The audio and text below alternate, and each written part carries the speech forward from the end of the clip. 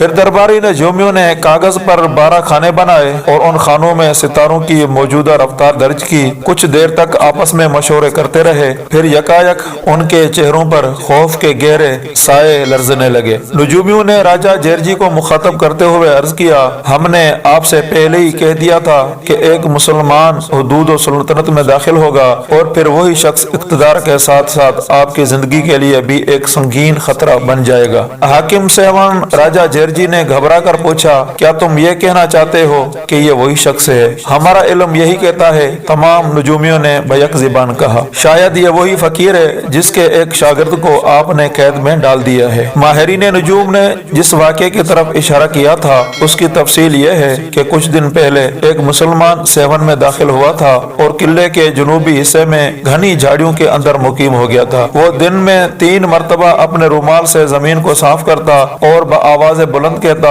لوگو میرا مرشد آ رہا ہے، میں اس کے استقبال کی تیاریاں کر رہا ہوں، تم بھی میرے مرشد کو گرم جوشی کے ساتھ خوش آمدید کہنا کہ اس میں تمہاری بھلائی ہے۔ فقیر روزانہ یہی ایک نعرہ لگایا کرتا تھا۔ اتفاق سے راجہ جیرجی کے محل کی ایک کھڑکی جھاڑیوں کی طرف کھلتی تھی۔ حاکم سیون کی خوبصورت لڑکی بناؤ سنگار کرنے کے بعد دریچے میں آ کر بیٹھ جاتی اور وہ جنگل کا نظارہ کرتی رہتی۔ راجکماری کا یہ غیر معمولی انہماک دیکھ کر محل کے کنیزوں نے حاکم سیون کو اطلاع دی کہ وہ اپنی بیٹی کی خبر لیں ورنہ صورتحال بے قابو ہو سکتی ہے۔ راجہ کماری ایک مسلمان پر فریفتہ ہو گئی ہے۔ راجہ جیرجی نے خلوت میں راجکماری کو طلب کر کے پوچھا، بیٹی یہ کنیزیں تمہارے بارے میں کیا کہہ رہی ہیں؟ راجکماری نے کسی جھجک کے بغیر اس بات سے انکار کر دیا، مہاراج میں اس شخص کو جانتی تک نہیں، آپ خود دریچے میں بیٹھ کر دیکھ لیں، فاصلہ اتنا زیادہ ہے کہ وہاں سے انسانی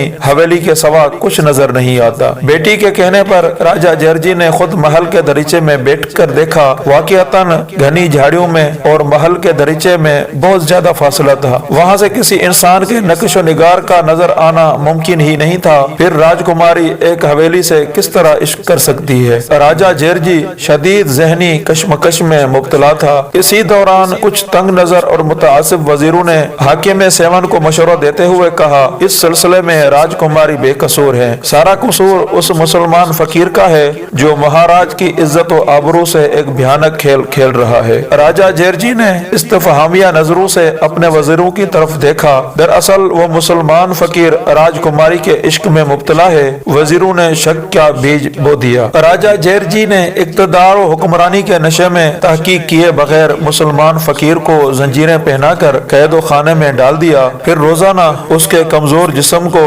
مشق ستم بنایا جاتا، مگر وہ ہر ایک ہی بات کہتا، میں اپنے مرشد کے سوا کسی کو نہیں جانتا، اس کے عشق میں تڑپ رہا ہوں اور خلش دل سے بے قرار ہو کر اسی کو پکارتا ہوں۔ راجہ جیرجی اور اس کے وزیر ایک مسلمان درویش کی زبان سمجھنے سے قاصر رہے اور اس کے جسم پر وحشیانہ انداز میں تازیانوں کی بارش کرتے رہے۔ اسی اثنا میں طوائفوں والا واقعہ پیش آ گیا۔ ماہرین نجوم نے اس طرف اشارہ کیا تھا، پھر کیا کیا جائے؟ راجہ جیرجی نجومیوں کی بات سن کر وحشت زدہ نظر آ رہا تھا۔ مہاراج کو چاہیے کہ وہ مسلمان فقیروں کی خدمت میں قیمتی نظریں پیش کریں اور یہاں سے چلے جانے کی درخواست کریں۔ ایک نجومی نے حاکم سیون کو مشورہ دیتے ہوئے کہا، پھر ایک معتبر وزیر ہیرے جواہرات اور اشرافیوں سے بھرا ہوا اخوان لے کر درویشوں کے شیخ کی خدمت میں حاضر ہوا۔ اس وقت مسلمان فقیروں نے کھانے پکانے کے لیے آگ جلائی تھی۔ راجہ جیرجی کے وزیر نے جواہرات اور سونے سے بھرا ہوا خوان شیخ کے سامنے رکھتے ہوئے عرض کیا، یہ حاکم سیون کی طرف سے آپ کے لیے ایک گراں قدر تحفہ ہے، اسے قبول فرما لیجئے اور براہ کرم کسی دوسری جگہ تشریف لے جائیے۔ جسے تم گراں قدر تحفہ کہتے ہو اس کی حیثیت مٹھی بھر راکھ سے زیادہ نہیں، یہ کہہ کر شیخ نے اپنے ایک خادم کو حکم دیا، اس اخوان کو اٹھا کر آگ میں ڈال دو۔ راجہ جیرجی کے وزیر نے بڑی حیرت سے مسلمان درویش کی بات سنی۔ وہ دل ہی دل میں خندہ زن تھا کہ ایک معمولی سی آگ قیمتی ہیروں اور سونے کی ٹکڑوں کو کس طرح جلائے گی۔ خدمتگار نے اپنے مرشد کے حکم کے مطابق خوان اٹھا کر آگ میں ڈال دیا۔